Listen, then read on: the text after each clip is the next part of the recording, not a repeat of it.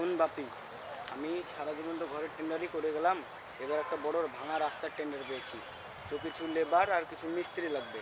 বাবু আপনি টেনশন করেন না, আমার কাছে কিছু লেবার এবং কিছু মিস্ত্রি আছে, কিন্তু তারা লেডি। লেট হলে তো কি হলো, আমার কাজ হলেই হবে। এ ভালো মিস্ত্রি। তা চলুন মিস্ত্রি বাড়ি যাওয়া চল। যাক।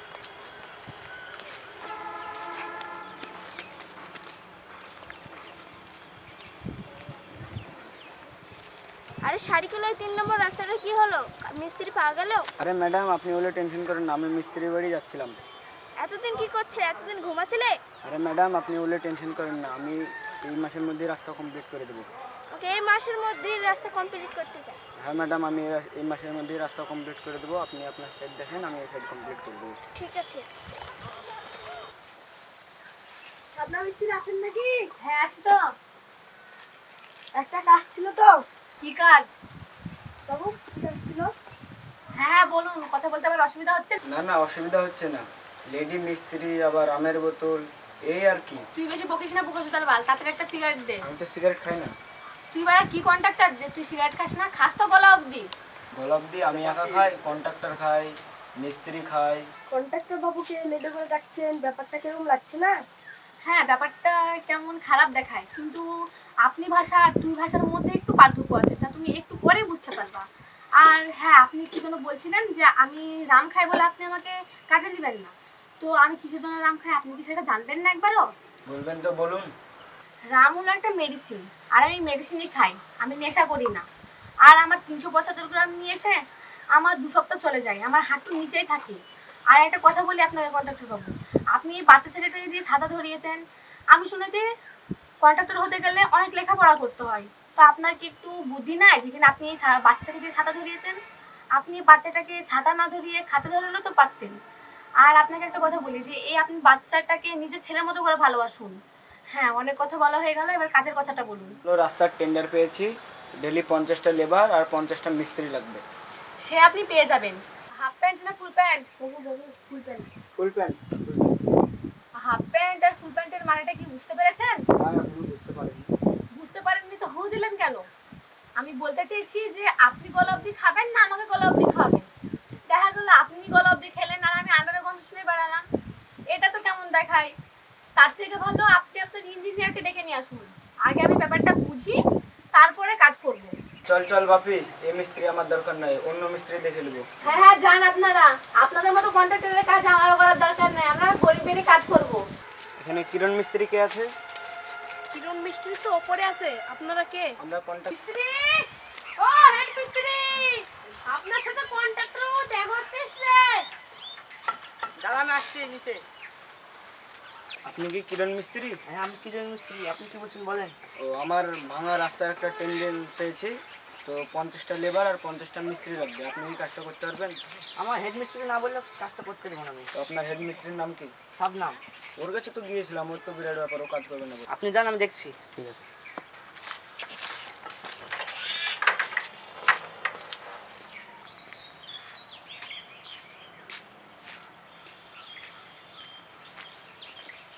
ও হেড মিস্ত্রি, হ্যাঁ বলো।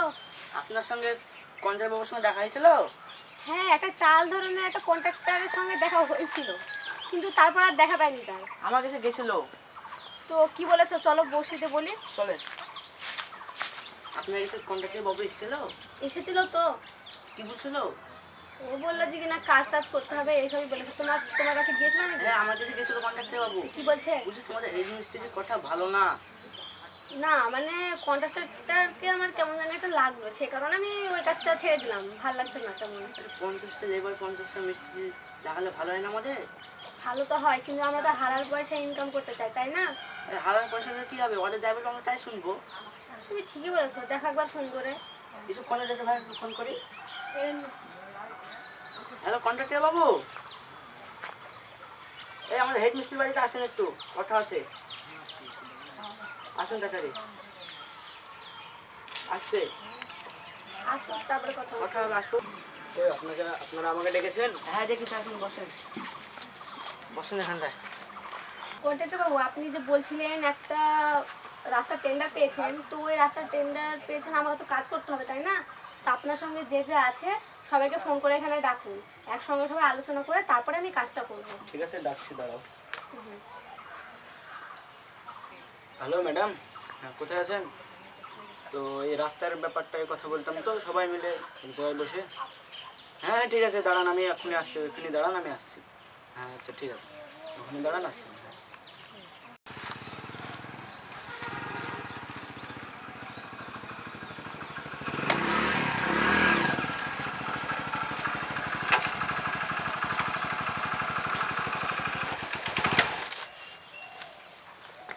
বসেন ম্যাডাম, আসেন, বসেন, বসেন। 7 ইঞ্চি হাইট, 10 ফুট চওড়া, 3 কিলোমিটার রাস্তা, 3টের ভাগে ঢালাই করতে হবে। 2-3 সপ্তাহের মধ্যে কাজ কমপ্লিট করতে হবে। ও আচ্ছা, এই ব্যাপার। তাহলে আপনি কন্ট্রাক্টর না ঠিকাদার? আপনি যেহেতু এর কাছ থেকে কাজটা নিয়েছেন তাহলে আপনি ঠিকাদার, তাহলে এর সঙ্গে আমার কথা বলার প্রয়োজন নাই, আপনার সঙ্গে আমি আলোচনাটা করি। ঠিক আছে, তাহলে আমি এখন আসছি। আচ্ছা আপনি জান, আমি ওর সঙ্গে আলোচনা করছি।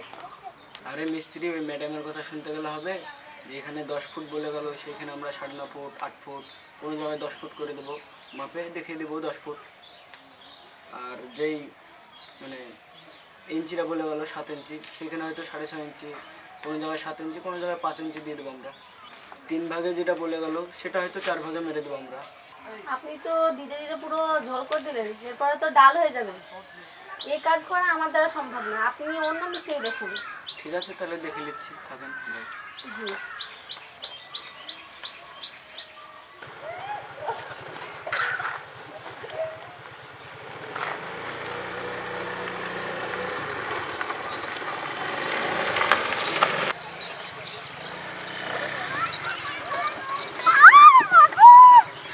হায় আল্লাহ, আজ আমার দেশে আমার বউ মেরে গেল। হায় আল্লাহ, আমার বউ বাচ্চা মেরে গেল আমার দেশে। আজ আমার গাড়ি চালানোর দোষে মরে গেল, আমার রাস্তাঘাটের দোষেও মরে গেল। আল্লাহ, কি হলো আল্লাহ?